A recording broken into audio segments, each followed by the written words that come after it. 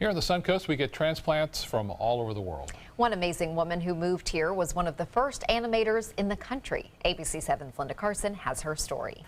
Tanya Weinberger has had an amazing career, and here on the Suncoast, she is having a major impact on everything from art galleries to the great outdoors. Tanya was born in Hollywood, and as a kid set her sights on becoming an animator. I wanted to work for Walt Disney, and of course I saw his great classics.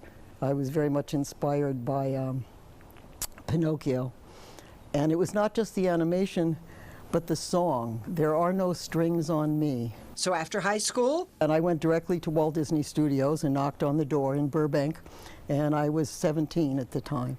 And they said I could come back and bring some drawings. And I did the next day, and they hired me into the ink and paint department. And while working, she also attended Chenard Art Institute and worked for Academy Award-winning filmmaker Saul Bass. Then her art school teacher offered her an amazing job in New York. And he said, "We have an art magazine, and we need some people. You want to come work for us?" And I said, "Sure." And Art Forum became one of the most important art magazines in the world. And I worked for them. I was the art director for 17 years. She was one of the first to use computers for animation. But back then, I really wowed people, and I won a lot of awards.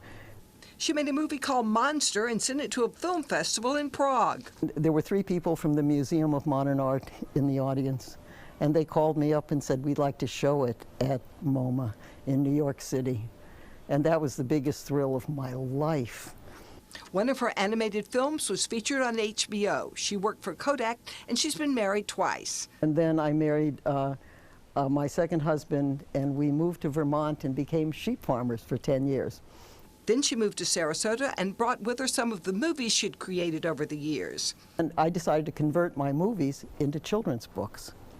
She also paints, writes screenplays, creates jewelry, quilts, and does photography. And her life lesson? I was always a risk taker, and I paid attention to my own tastes, and I never tried to make art to please somebody else. This amazing lady has accomplished so many things, but she's not through yet. She has lots of big plans in the work. One is to make her book Cosmic Strings into a movie. Linda Carson, ABC 7, your Suncoast News.